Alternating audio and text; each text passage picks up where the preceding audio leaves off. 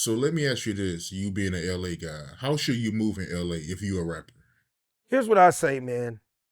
There's good and bad in every city. Period. Point blank. Right? I've by the grace of God, I would just say the last 25 years of my life, at least 30 cities a year. Easy. Just doing stand-up, right? And yes, it's a blessing being a comedian because we don't get approached the same way rappers do. You know, rappers get tested. They'll pull up for you in the grocery store. Yeah, that shit you was talking about on number 3, about how you roll up and you have 50,000 in your pocket. You always got the Glocks in the heat. People get tested. People don't come up to me, comedian. Yeah, that's funny shit you said the other day. If anything was like, can you tell me the joke right now? You know what I mean? We're not targeted like that, right? But you have to move smart and accordingly in every city. It's like hood politics 101. If you're somewhere where you don't know anybody and you solo, even if it's one or two of you, you have to respect the territory and the lands you're in. If you respect them, I'm pretty sure they will respect you back. But when you go somewhere where they don't know you, you not from there, it's just the way that it is. First of all, why are you over even in this area? What made you want to come over here? You know good and well, especially nowadays. But the internet, it was different when I was coming up in the 90s. I didn't have a navigation to tell me, you might not want to go to this neighborhood. You know what I mean? You might not want to wear your chain at that club. You might not want to mess with that chick that lives on that block. You know, we just kind of knew what we knew. But now you got the whole internet to really have a good idea if it's safe for you to go here or there. You know what I mean? But I feel like also with rappers, the energy you put out, you get tested and that energy comes back to you. I never had a problem whether I was in, New Orleans, Brooklyn, whether it was Compton, Tacoma, Washington, or Chi-Town. I pretty much can go the places I want to go because in a way it was nothing but love with me. But if you're a certain type of guy and you put out that energy, it's kind of like you reap what you sow. You want to act that tough on your album. You want to act that tough and that gangster on your Instagram. Okay, now you here. Now what you gonna do? And unfortunately, a lot of guys have fallen short. Unfortunately, I hate that it's black on black. I hate that what it's got, what it's come to. In some of the cities that the murder rates are out of this world. The Memphises, the Detroits, the St. Louises, the Phillies. You know what I mean? It's a shame that, there's so many murders amongst black on black, like from 16 to 25 years old. Let's just be real. That's that young, dumb age. Everybody's trying to be tough. Everybody's trying to be ignorant. Okay. It's unfortunate that they go to other cities and those things happen. I don't condone the whole you got to check in thing, but I'm not a street dude, so I can't speak on that. But it was real. You know what I mean? But then again, guys ask for that. Because let's just be real, Art. If you really wanted to move below the radar, you can. You really can go wherever you want to.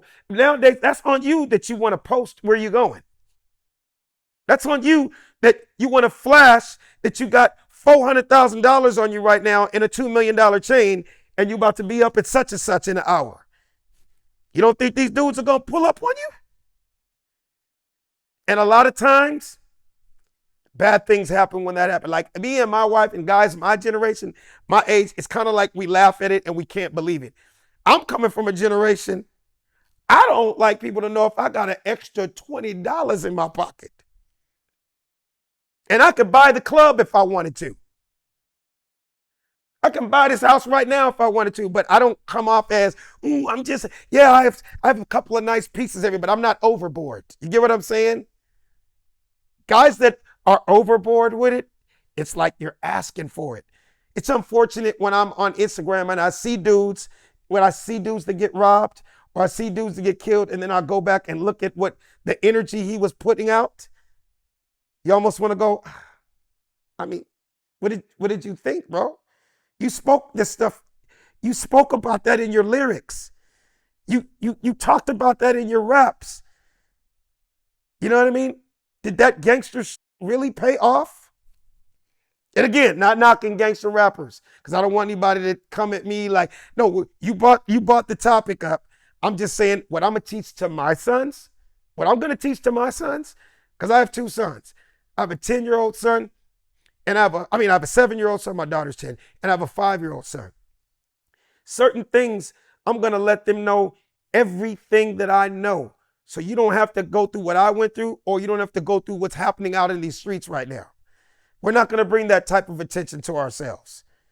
I want you to be able to go anywhere you want to go and enjoy your life and not have to have your head and your neck on a swivel every 2 seconds. You know what I mean? That's not comfortable. That's not cool to have to roll around with $1 billion worth of security because of your mouth. So I don't know if I got too deep. I don't know if I got too deep on you there. Nah, I mean, you keeping it real. But I will say this, though. I mean, you've been having money for decades and decades.